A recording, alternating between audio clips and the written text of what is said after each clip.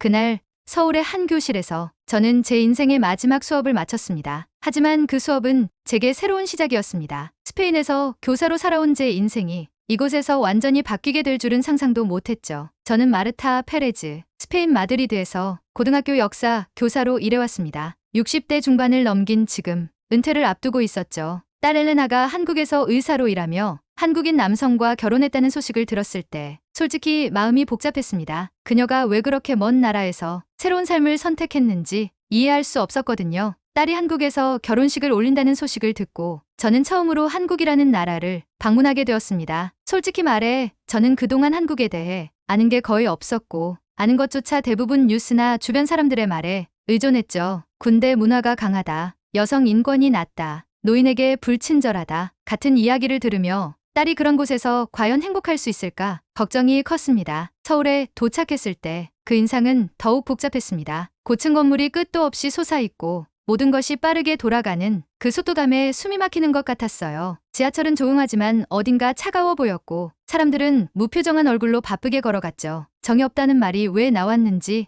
이해가 될 것도 같았고요. 딸의 시댁과 처음 인사하는 자리에서도 마음 한쪽이 불편했습니다. 예의는 깍듯했지만 속마음을 알 수 없는 그 정중함이 오히려 거리감으로 느껴졌습니다. 정말 이들이 내 딸을 가족처럼 받아들일 수 있을까? 라는 의심이 계속 들었어요. 하지만 그렇게 마음을 닫은 채 며칠을 보내다 보니 점점 이상한 기분이 들기 시작했습니다. 제가 불편하게 바라보던 그들의 말투와 행동, 정중함 속에 뭔가 다른 진심이 숨어 있다는 걸 느끼기 시작했거든요. 그때부터 제 안에 고정관념이라는 벽이 조금씩 금이 가기 시작했습니다. 딸의 시어머니와의 첫 만남은 예상과 달리 따뜻했습니다. 그녀는 저를 환영하며 딸과 손주에 대한 사랑을 아낌없이 표현했죠. 그 순간 저는 제 편견이 얼마나 어리석었는지 깨닫기 시작했습니다. 서울에서의 일상은 저에게 새로운 도전이었습니다. 언어의 장벽, 문화의 차이, 그리고 낯선 환경 속에서 저는 혼란스러웠죠. 하지만 동시에 이곳에서의 삶이 딸에게 어떤 의미인지 조금씩 이해하게 되었습니다. 딸이 일하는 병원을 방문했을 때 그녀가 환자들과 진심으로 소통하며 일하는 모습을 보았습니다. 그녀의 눈빛에서 자부심과 행복이 느껴졌죠. 그 순간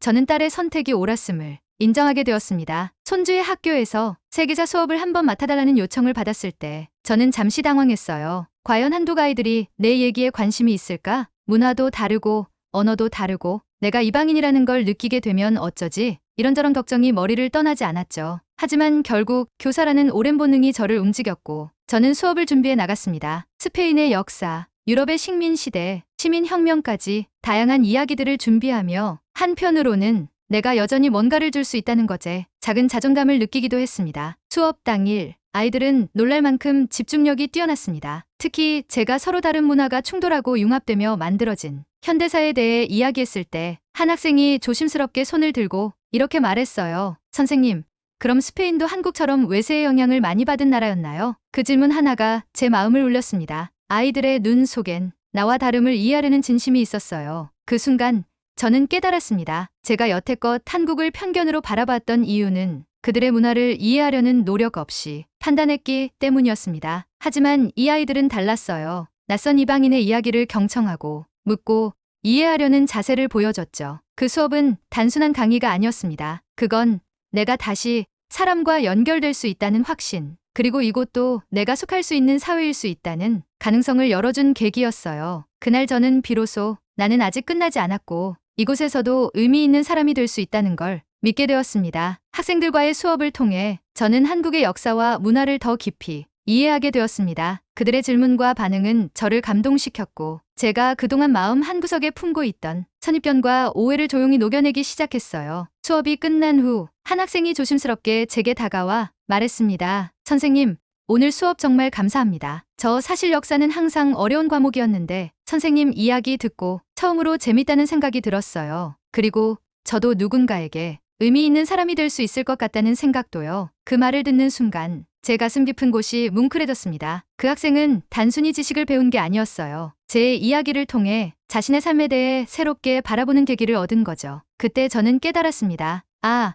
나는 단지 교단 위에서 책을 가르치는 사람이 아니었구나. 내가 해왔던 진짜 교사로서의 역할은 누군가에게 세상을 보는 다른 시선을 건네주고 그 사람의 삶을 한 걸음 더 앞으로 나아가게 만드는 일이었단 걸요. 그 역할은 나이가 들었다고 끝나는 게 아니었고 국가나 언어가 달라도 여전히 누군가에게 필요할 수 있는 일이었습니다. 서울에서의 경험은 제 인생의 전환점이 되었습니다. 딸과의 관계도 회복되었고 새로운 가족과의 유대도 깊어졌죠. 이제 저는 스페인으로 돌아가지 않고 이곳에서 새로운 삶을 시작하려 합니다. 서울의 한 학교에서 정식으로 역사 수업을 맡게 되었습니다. 학생들과의 소통은 제게 큰 기쁨을 주었고 저는 다시금 교사로서의 열정을 되찾았습니다. 이제 저는 스페인의 마르타가 아니라 서울에서 새로운 삶을 살아가는 마르타입니다. 과거의 편견과 고정관념을 버리고 열린 마음으로 세상을 바라보게 되었죠. 처음 한국에 왔을 때 딸의 선택을 이해하지 못하고 반대했습니다. 하지만 그녀의 삶을 직접 보고 경험하면서 제 생각이 얼마나 좁았는지 깨달았죠. 딸과의 갈등은 결국 저의 내면의 문제였습니다. 그녀를 믿지 못했던 제 자신과의 싸움이었죠. 사실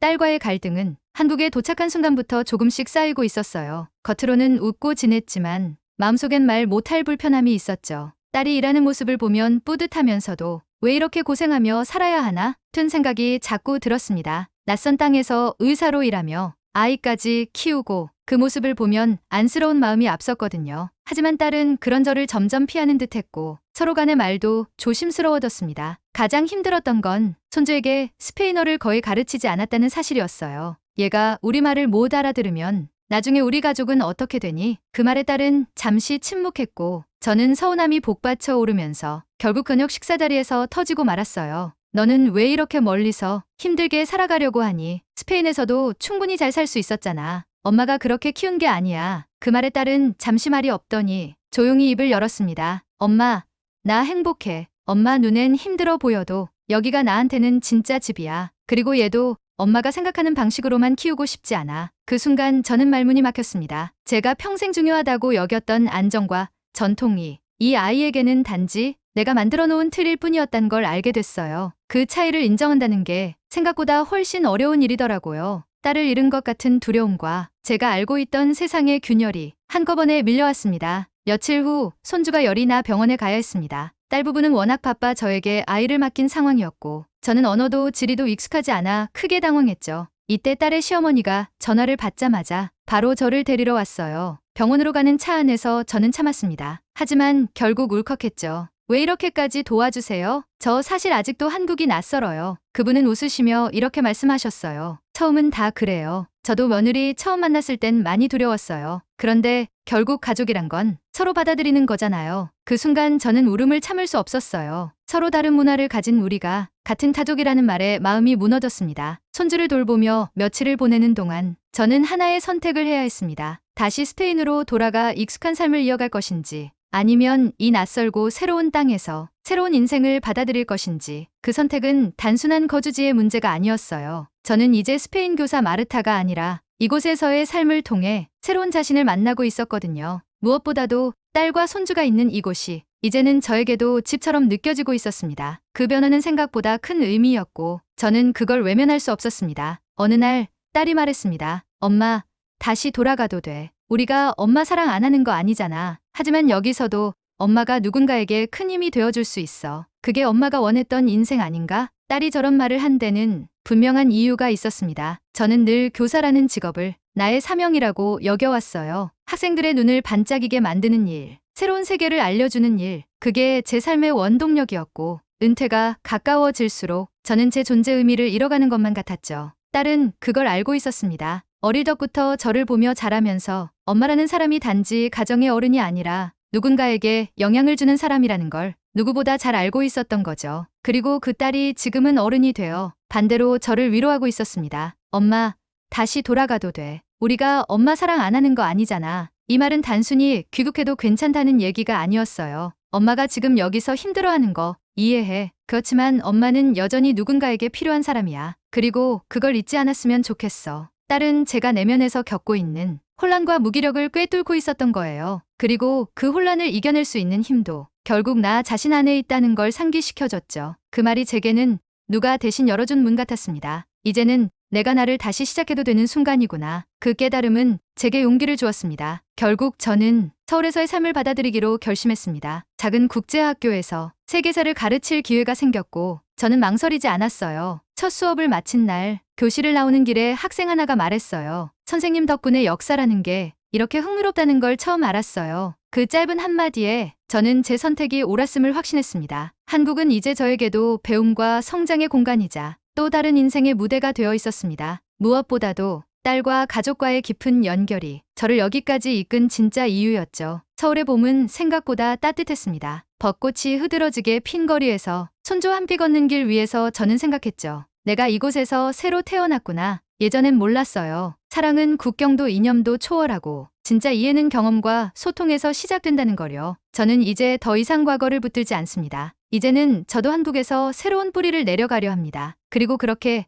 제 인생의 마지막 장이 아니라 새로운 첫 장이 시작되었어요. 우리는 늘 알고 있는 세계 속에서만 살기를 원하죠. 그게 안전하고 익숙하니까요. 하지만 진짜 성장은 불편함을 마주하는 데서 시작된다는 걸 저는 늦은 나이에야 깨달았습니다. 편견은 정보가 부족해서 생기고 사랑은 이해하려는 마음에서 시작된다는 것. 그걸 한국에서 가족에게서 배웠습니다. 이제 저는 제 가족과 함께 제 역할을 다시 찾으며 하루하루를 살아갑니다. 사랑은 언어보다 먼저 마음으로 통하고 가족은 조건이 아니라 함께 있는 시간과 노력으로 만들어진다는 걸 믿게 됐어요. 진짜 가족은 서로의 다른 언어를 배우고 다른 마음을 이해하려는 그 마음에서 시작됩니다. 그리고 그렇게 우리는 결국 같은 이야기를 써 내려가게 되죠. 오늘 마르타의 이야기처럼 세대를 넘고 문화를 넘어 가슴을 울리는 진짜 이야기를 전해드릴게요. 마음이 움직이셨다면 좋아요 한번 눌러주시고 구독으로 다음 이야기의 주인공도 함께 기다려주세요. 그리고 여러분만의 따뜻한 이야기도 언제든 제보해주세요. 우리 모두의 이야기 여기서 시작됩니다. 감사합니다.